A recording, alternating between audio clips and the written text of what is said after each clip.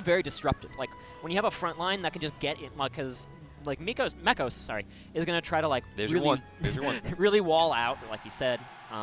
Then like when people overcommit to get in, he'll come up with a big punish. But Pikachu can just get in and out so fluently.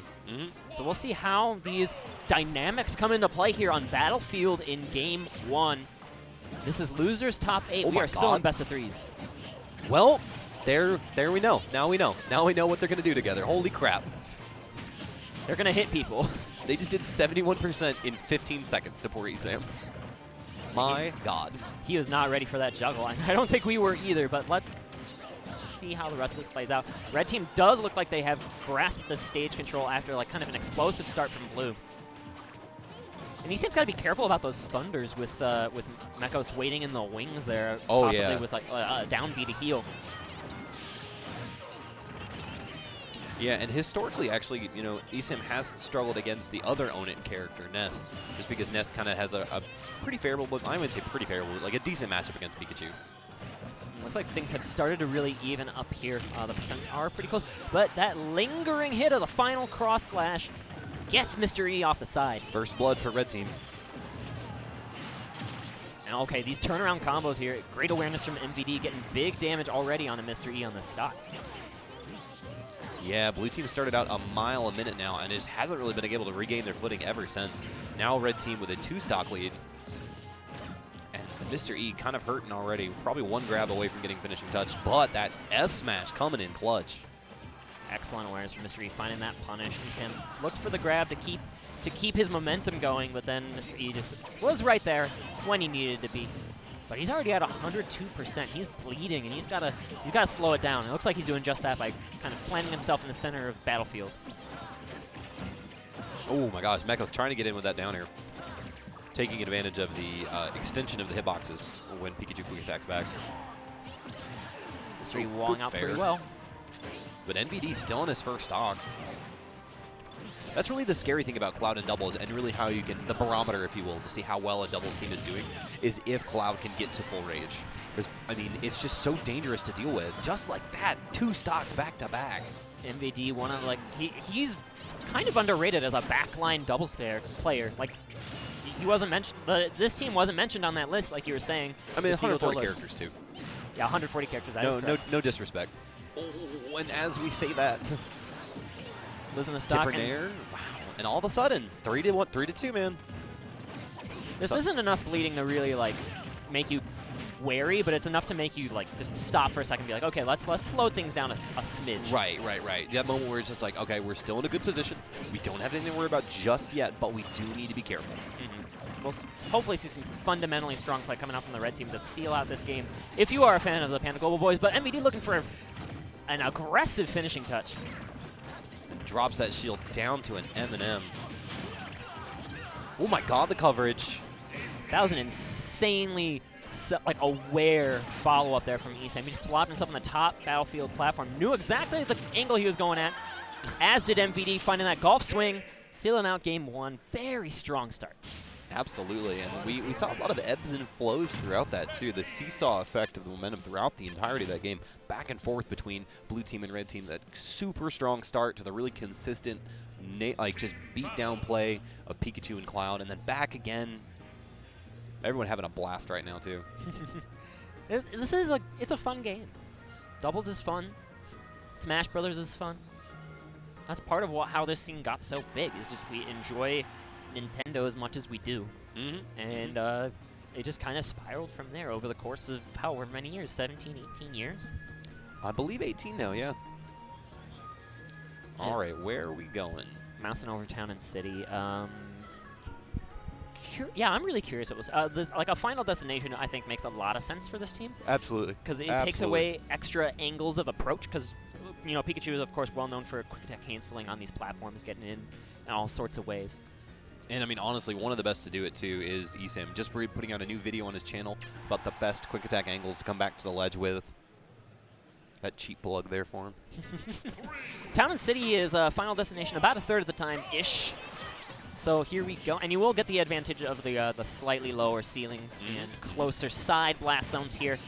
We'll see if that pays off.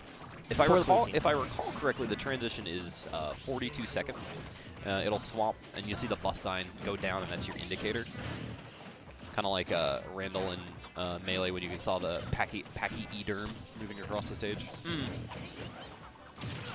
Right now, this is kind of starting to they're starting to feel each other out a little bit here. Right, and that's honestly the first.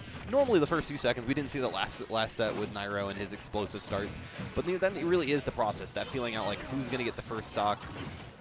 Great awareness from Mekos there, just turn around, getting the heal off. ESAM can't be too aggressive with those with any of those Thunder Shocks or Thunders, because Mekos can heal off of them very effectively. Back throw into missed back air, unfortunately. And red team, they're looking to just kind of grasp this stage, hold on for dear life. Yep. Okay, excellent there from ESAM. The back throw again, it just has a long, lingering kind of animation. Mr. E wasn't there in time to interrupt, and that just meant Mekos was gone. Oh, Mekos, unfortunately, a little bit early with that up smash. We saw him prepare for it, watching Mr. E dancing blade from center stage there. MVD takes his time and charges his limit. This is always a very important resource in doubles, having access to that. He doesn't need it to get the back air, sealing out Mr. E's stock. The falling up air launching him skyward, but at that limit you just talked about, going to drag him down a little bit faster. Up throw, not enough. Good DI there from ESAM. We call it the pizza toss. All right, here we go. Mekos here, looking to pressure with the down smash, but doesn't get it in time, but MVD just runs right in. Well then. And that set Mr. E really high too, and he was at 4% before he got hit by that, so... Huh. This game. Yeah, Cloud, man. Just lull Cloud in doubles. He's pretty good, I think. He's a pretty good character in doubles, as it turns out. But right now, Mr. E's trying to get an edge guard going here. Mekos almost got that footstool set up with the dare. We might see it again here. No, just goes for the fair instead. Yeah, I don't think he had enough time to really set up for a footstool, unfortunately. See, it seems like kind of like those Meta Knight combos. You don't have enough time to set them up, really, in doubles. Right. Especially with a very quick, disjointed presence in Cloud, able to run right in and interrupt. Or Pikachu. Pikachu's also very fast.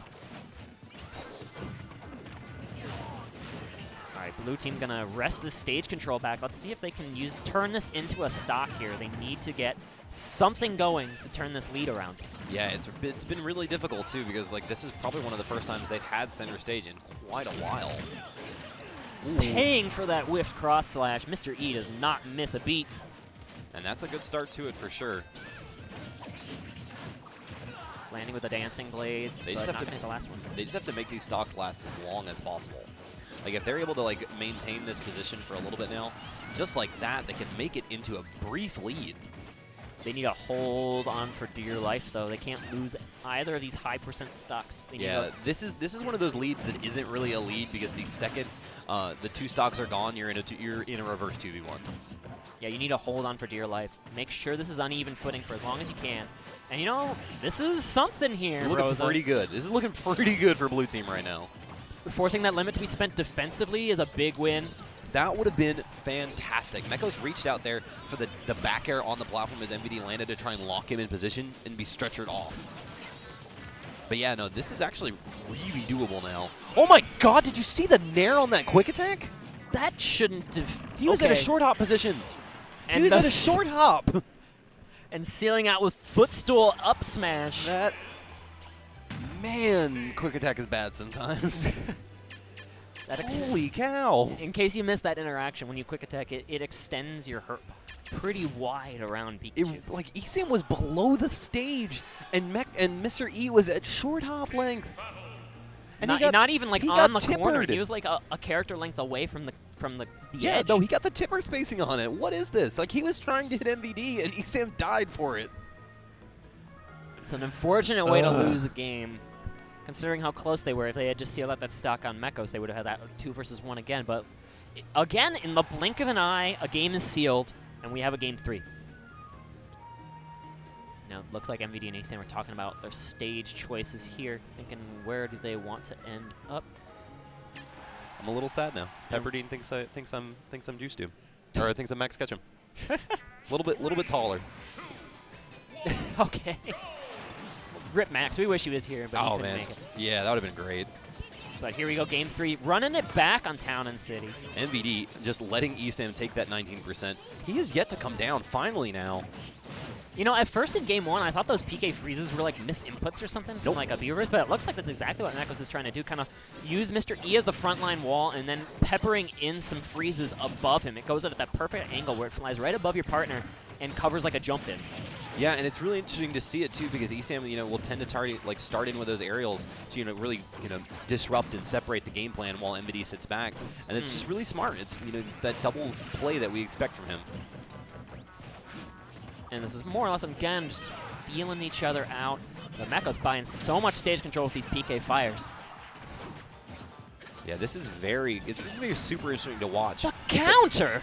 Did he counter the F smash? Yup. My God. Killed Pikachu at like 85 or 90 or something very relatively low from across the stage. Cross court no less. And taking first blood here is going to be that blue team. And considering how long they made those stocks last in game 2, that could actually turn out to be really interesting. You know, we'll have to see. I feel like those kill confirms have not really found their mark here for Team PG. My holy, Mekos has just been fantastic with these projectiles so far. This is the walling he needs to do, but he almost walled Mr. E straight into MVD's back air, which would have been enough to take the stock. And it would be really interesting to not see Panda Global in top 6. Yeah, well, okay, don't write them out yet, because that neutral air going to even things up. Again, looking kind of even, except for Pikachu almost tying to the back throw at 80. Post-hit. ESAM needs to stay alive if he wants to keep his team in it. But there goes Mekos. Really, I mean, but MVD, you know, doing the clown thing, staying to 122 right now.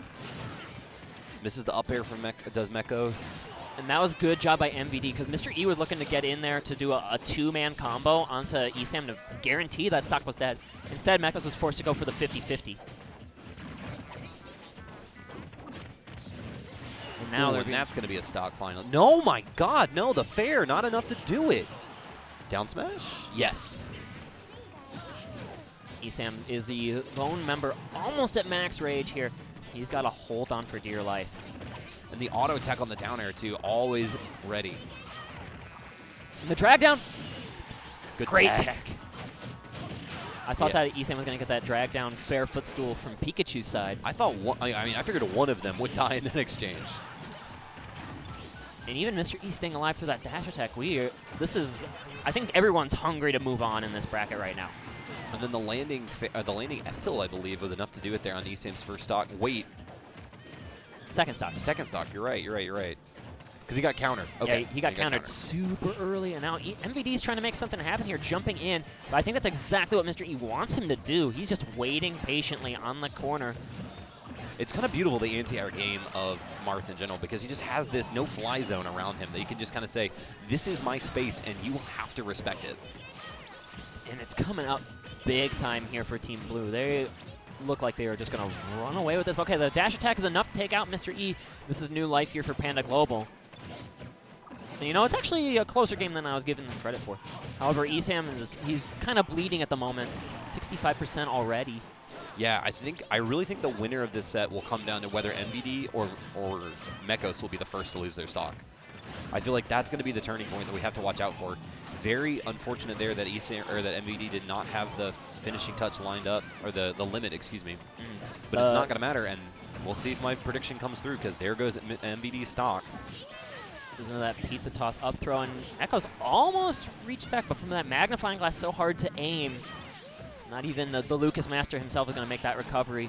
Yeah, ESAM probably a stiff breath from Marth away from dying right now, so he has to be incredibly careful. Yeah, ESAM needs to stay alive, but that falchion blade. Oh! Never mind, it's going to be the baseball bat stealing him out. That's no baseball bat, baby. That's just a stick. Makes it look like a baseball bat. And now Mr. E is being aggressive. Oh, interesting there. Going for the forward throw, knocking MVD off stage, possibly going for the DI mix-up, because I think everyone in the building and everyone at home was expecting the back throw into Mr. E. I think they were looking to get a limit burnt there. Something super conservative considering the situation. There. And that's going to be enough to do it. The fair into the tipper up air, and Panda Global out at 8. MVD and ESAM gonna be sitting in the crowd for the rest of this, and Mekos and Mr. E continuing on to face off against Fatality and Anti. That was a heck of an adaptation there from Mr. E, and I think Mr. E just kind of, Mr. E and both, not to say Mekos didn't do anything, but they both did it. It was just really evident in Mr. E's play, the way he would just wait. Yes, yes, and especially the type of aggressive player that Mr. E is naturally, too. For him to go for those just empty neutral hops again and again and again and again. Like, there was a sequence there that he kept MVD in the air for probably like 3 or 4 straight up airs, because all he would do was short hop, short hop, short hop. Oh, you're coming in, short hop, falling up air. Like, short up, falling up air is so good with Marth, too. Like, if you get the animation cancel on it, it's ridiculously good how you can follow up after it.